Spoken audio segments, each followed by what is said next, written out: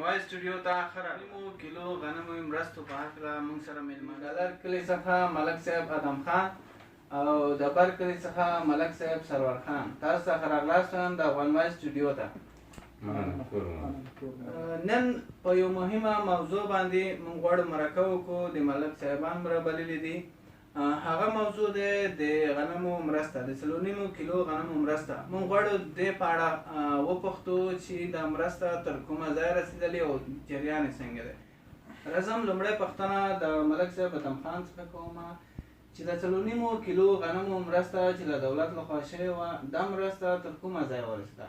لږ وضاحت به د لیدونکو سره شریک کړئ. مننه کور مو ودان چې موږ ته مو ستاسو په دې سټوډیو کې وخت راکړ، موږ میلمانه کړو او تاسو ټولنیزې پوښتنې کوئ، نو موږ یې ځوابونو ته تیار یاستو. زه به دومره ووایم چې کومې مرستې چې د دولت لخوا نه موږ سره شوې وې، هغه د غریبانو تر کورونو ورسېدلې. موږ ورسولې دغه پروسه موږ د ناحیې نه ترلاسه کړه، کلي ته م راوړه او هغه مستحقینو ته مو ورتسلیم کړل. ډېره زیاته مننه. همدغه پوښتنه ملک صاحب سرور خان هم کوم چې دا مرسته چې د 3.5 کیلو غنمو مرسته وه، دا ستاسو په ساحې کې تر کومه ځایه ورسېده؟ مننه ژورنالست صاحب. ورته دا ووایم چې ډېره مننه چې موږ دلته را دعوت کړلو او بیا به دومره ورته ووایم مرسته موږ کوم کسان چې موږ په لیست کې نیولي ولو مستحقینو هغو ته موږ ورورسوله. تاسو بیخي بېګانه. آیا مرسته زیاته شوې نه ده؟ مرسته خو 3.5 کیلو غنم ډېر کم دی. دا به یو غریب لپاره کوم درددار شي؟ آیا مرسته زیاته شوې نه ده؟ ژورنالست صاحب زه به دومره درته ووایم کومه مرسته چې موږ سره دولت لخوا نه کېږي، د موږ له خلکو سره کېږي، هغه موږ تر خلکو رسوو. نو موږ سره اوس 3.5 کیلو مرسته شوې ده او هغه هم موږ تر اړمنو رسولې ده. نو که له موږ سره زیاته اوس ولې بیا نه رسوو؟ تر اوسه خو له موږ سره فقط همدا 3.5 کیلو شوې ده او هغه مو هم رسولې ده. که نور وسول تاسو هم په جریان کې یاستئ، انشاءالله تر هر کوره به رسوو. ملک صاحب ادم خان، دغه پوښتنه تاسو ته راجع کېږي. آیا تاسو ته نه ښکاري چې په افغانستان کې د غریبانو خلکو حق تر پښو لاندې کېږي؟ آیا دوی سره ظلم نه دی روان؟ ستاسو ژورنالست صاحب، ستاسو د پوښتنې په ځواب کې به ووایم چې آیا د پوښتنه مو د دې لپاره وه چې موږ خیانت کړی که کومه نه هیله کوم موږ داسې نه وایو چې تاسو خیانت کړی. مطلب مې دلته دا و چې که چېرې دولت لخوا 3.5 کیلو غنم مرسته شي، دا به د غریب سړي کوم درددارو شي؟ آیا د غریبانو خلکو حق تر خپل نه لاندې؟ ژورنالست صاحب، ستاسو د سوال په مقابل کې به زه دومره وضاحت ورکړم چې موږ هغه ورځ چېرته تللي وو هلکه؟ ناحیې چې تللي وو، ولسوال سره چې تللي وو، هغه خو ناحیه وله، وزارت وو که ناحیه وله؟ موږ چې هلته تللي وو نو موږ هلته ډېر وضاحت راته وشو، خبرې وشولې. د هغه ځای نه چې کوم غنم موږ ته راکړل شول هغه موږ خپلو کلو ته راوړل او کورونو ته مو ورویش کړل. هغه څوک چې مستحق وو او تذکرې راته راکړې وې. د ملک صاحب سرور خان څخه پوښتمه چې ولې 3.5 کیلو غنم په داسې حال کې چې افغانستان سره میلیونونو ډالره مرسته وشوه نړیواله، نو دا مرسته 3.5 کیلو ولې باید زیاده شوې وای؟ ګوره ژورنالست صاحب، دومره به درته ووایم 3.5 کیلو د اوس لپاره کفایت کوي. نو 3.5 کیلو د اوس لپاره کفایت کوي، زیاته نه ده. که زیاته وای موږ به زیاته کړې وله. اوس له موږ سره په لاس کې 3.5 کیلو غنمو مرسته شوې ده. له موږ د وکیلانو څخه څنګه وکیل صاحب، نو 3.5 کیلو مرسته له موږ سره چې کله ده، موږ هم هغه مرسته تر مستحقینو پورې رسوو.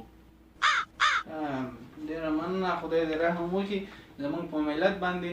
یو 3.5 کیلو غنم به دوی خپله وخوري که چرګانو ته به یې واچوي.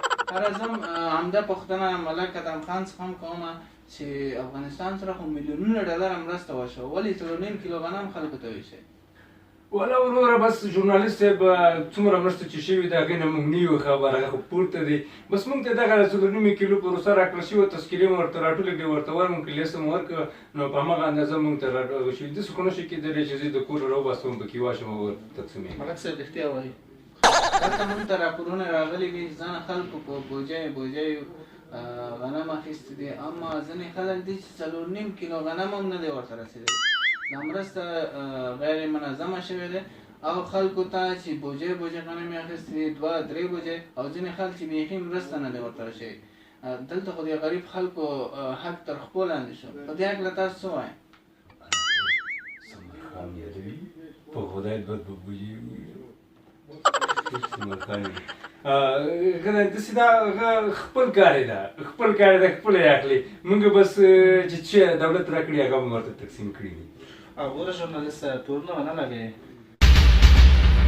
مونږ ګوره په چا تورونه نه لګوو، مونږ ته ثبوتونه دي. ثبوتونه صحیح ده.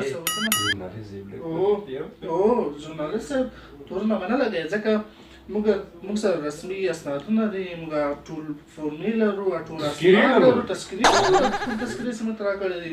داسې موږ تذکرې څه کړه موږ سره کار تذکرې موږ دي هغه کاپي نه اخیستې. مننه وکیل صاحب. مګم دلته ځینې خلک دي چې تذکرې ترې ټولې شوي دي، میاشتې وشوې، 1.5-2 میاشتې، اما د تذکرو احوال هم نه دی معلوم. آیا په دې تذکرو باندې څه تجارت وشو؟ ګوره ژورنالست صاحب تذکرې ګوره تذکرې چې موږ ټولې کړې دي دا موږ د مرستې لپاره ټولې کړې دي. دا په راتلونکي انشاءالله نورې مرستې کېږي، هغه مرستې به ورسره شریکوو. تذکرې موږ سره ایښي دي، ملت ته ټول بېغمه شي ښه.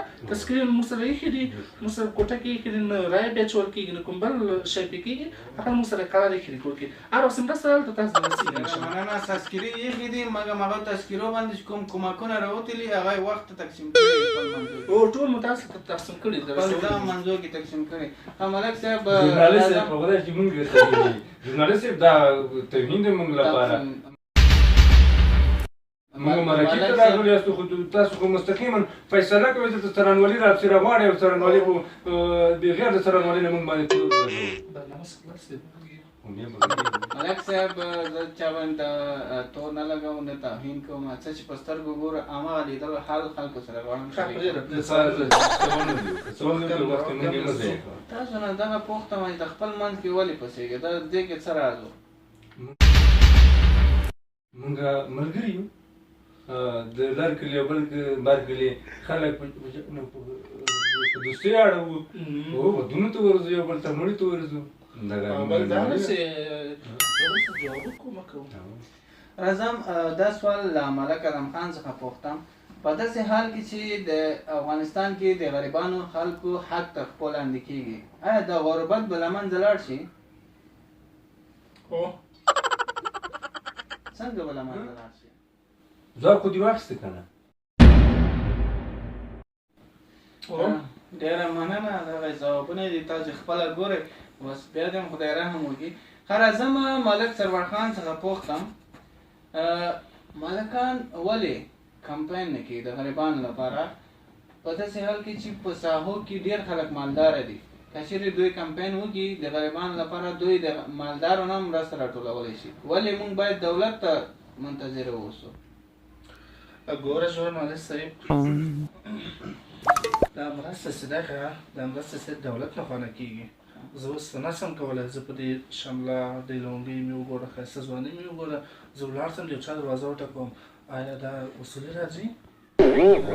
خلکو مزدوران خو نه یاست، مزدوران خو نه یو، صرف د دولت سره ملکي یعنې څه شي؟ ملکي څه معنا لري؟ ملکان یم خو ملکان خو په دې معنا نهسي خلکو دروازې وټکي. او که ډېر وضاحت غواړي کیمره دې بنده کړي، وروسته به کامره بنده کړه، وروسته به مو ته خبرې جواب درکوم بېرته. څه حال روان دی په دې ملک کې؟ ربه خیر کې پکې. د ګرانو لیدونکو دا وه زموږ مرکه چې اخر هم هېڅ نتیجې د پکې ونه لري. تر بلې مرکې هم په لویه لاس سپارم له وکیل صاحبانو څخه یو نړۍ مننه چې موږ بلنې ومنله. مخې ته ښه مننه، الله مو مل شه. پاکې که خولۍ په خدای د ژورنالستان خو د سړي خولۍ وباسي، داسې سختې پوښتنې کوي. تا ته ما څو ځله ویلي چې وضاحت مه ورکوه، وضاحت مه ورکوه، ما څنګه لنډ ځواب ورکوو؟ دا سوالونه سخت سوالونه راوړي. ته په فکر کوې چې دی ښه دی څارنوال دی، موږ داسې څارنوال کوي. داسې ژورنالستانو ته ما ډېر ځوابونه ورکړي دي، ډېر ځوابونه ورته لرم. خو هغه ګورم یو سوال ډېر رښتیا و، هغه کوزم هلک نه و ابا هغه نه هغه بورې دغه بورې چې ګوښه کړې وې هسې خو ما هم دا دغه کار کړی دی چاته مه وایه دې نه باید مرستې کوو ژورنالستان دا خلک نه خبروم ژورنالستان باید بیخي رانه سي خبرېږي په خدای داسې غوږونه لري پوه شوې داسې غوږونه باید لري دې نه بعد چې راځو برنامې ته باید هم تاسو مخکې ژورنالست ته سوالونه هغه دیوال لیکلي چې ژورنالست په خدای هغه دیوال هم غوږونه لري خبر ورسېږي بیا دا خو دې نه بعد که ژورنالست راځي موږ تاسو ملکیانې څه شي ورته ووایه چې سوال لري اول سوال موږ ته راکړه څه کوم سوال ده دغه راته وایي چې هغه ستا برخه څنګه شوله ما خو هغه ما واخیسته ما نیم موټر پکې ګوښه کړې داسې مرسته نه وه